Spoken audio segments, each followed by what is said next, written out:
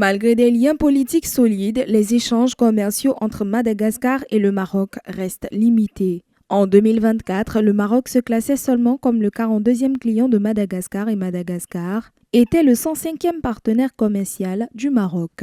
Cependant, une amélioration notable est en cours. Les exportations malgaches vers le Maroc ont été multipliées par 6 en l'espace de 2 ans, se traduisant par un excédent commercial de 6 millions de dollars en faveur de Madagascar en 2025.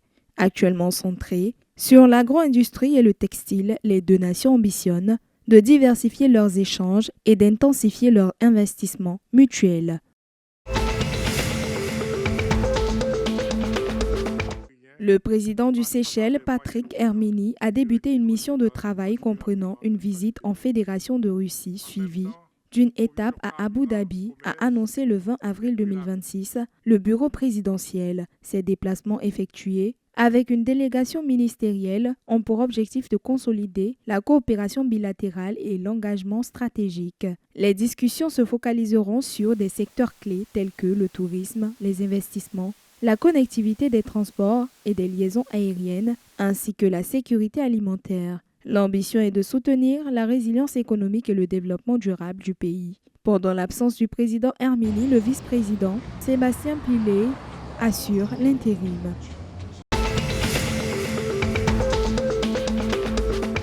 Aux Comores, une cargaison de 30 000 tonnes de carburant d'Oman est attendue dans le mois de mai 2026, sur fond de surveillance des prix mondiaux. Pour l'heure, aucune hausse des prix n'est prévue par les autorités qui étudient des mesures pour alléger la pression sur les consommateurs malgré un déficit du compte de stabilisation des prix.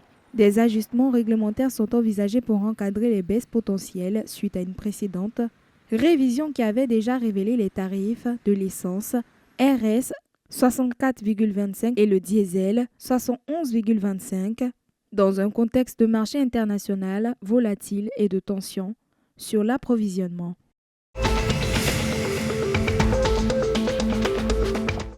Madagascar a fixé le prix plancher du kilogramme de coton à 1700 ariary pour la campagne 2025-2026.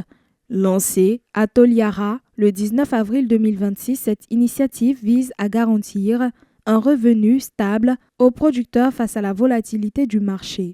Elle s'inscrit également dans une démarche de soutien à la filière cotonnière et d'encouragement à l'expansion des cultures. Parallèlement, une réorganisation du secteur est en cours via le Conseil interprofessionnel du coton afin d'accroître la transparence et de stimuler la transformation locale.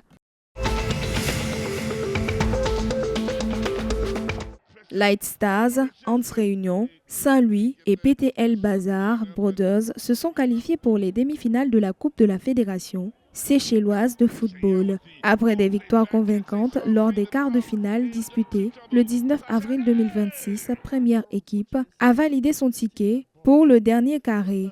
Light Stars a dominé Maverick 5-1 le 17 avril 2026 au stade Linitz. Le club de Praslin, pensionnaire de l'Absa Premier League, a livré une prestation offensive de haut niveau face à l'équipe de Ligue 1.